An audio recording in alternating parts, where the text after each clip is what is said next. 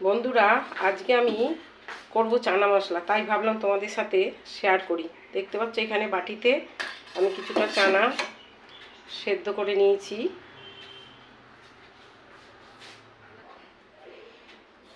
চানাটা প্রেসারে সেদ্ধ করে নিয়েছি।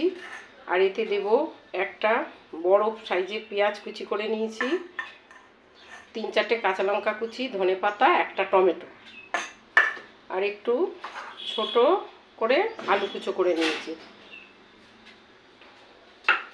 আর সব শেষে দেওয়ার জন্য এখানে দেখছো এক টুকরো বাটার, একটু নারকেল কুড়ো, একটু পাতিলেবু।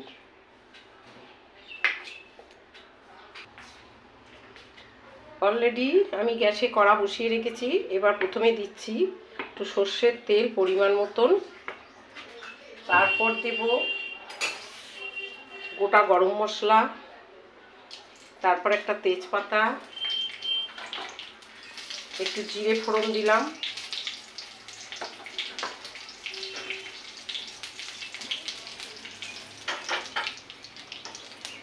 দিয়ে এবার প্রথমে আলু কুচোগুলো দিয়ে দিলাম।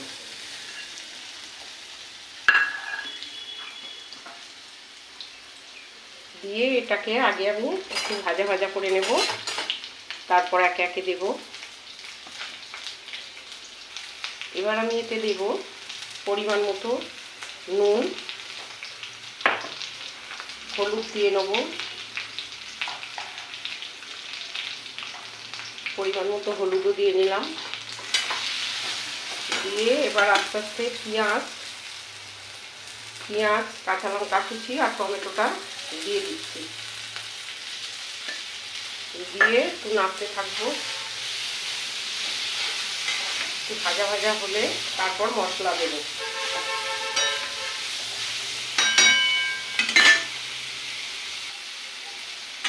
এটা মোটামুটি ভাজা হয়ে গেছে। এবার আমি মশলা দেওয়ার আগে এখানে সামান্য একটু চিনি দিয়ে নিলাম। এবার দেব একে একে যে রসুন বাটা ছিল, রসুন বাটা 1 চামচে একটু দিলাম। এরপর দেব আদা, জিরে, ধনে আমি একসাথে বেটে রেখে দিয়েছিলাম, এখান থেকে একটু দিয়ে দিলাম। দেব এবার একটু লাল লঙ্কার গুঁড়ো 1 চামচের মতো, আর দিয়ে দেব একটু কাশ্মীরি লঙ্কার গুঁড়ো। তো সবে কি কালার ভালো হয় জানো, দিয়ে দিলাম। এবার আবার আমি একটু নাড়তে থাকবো, আর সামান্য একটু জল দিয়ে নাড়বো, নাহলে তলায় যাতে ধরে না যায়, তার জন্য মশলাটা দিয়ে কষাচ্ছি।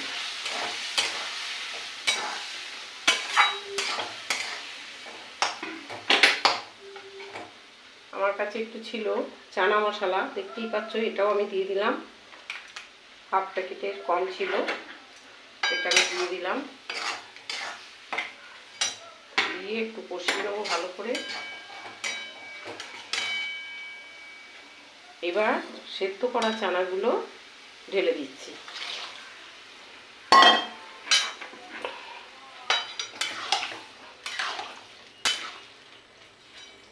এটা এবার ফুটুক, হতে থাক, আবার সব শেষে আমরা আসবো। 10-15 মিনিট ফুটুক, চাপা দিয়ে যাই। চানাটা আমরা রান্না হয়ে গেছে, চানাগুলো খুব ভালো সেদ্ধ হয়ে গেছে। এবার দেবো এতে একটু গরম মশলা দিয়ে দিলাম, আর যা যা ছিল এই যে লেবুর রস একটু চিপে দিচ্ছি।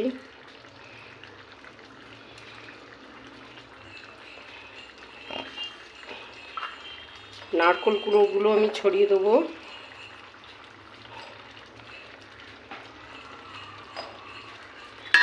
এবং বাটারটাও আমি দিয়ে দিলাম। হচ্ছে এই বাটারটা অপশান, তোমাদের ইচ্ছা হলে দিতেও পারো, না দিতে পারো, কিন্তু এতে একটা আলাদা টেস্ট হয়, ওই জন্যই আমি দিলাম। সব শেষে ধনে পাতাগুলো ছড়িয়ে দিলাম।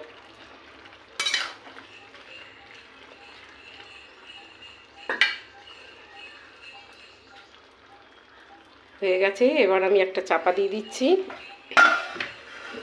দিয়ে গ্যাসটা অফ করে দিচ্ছি।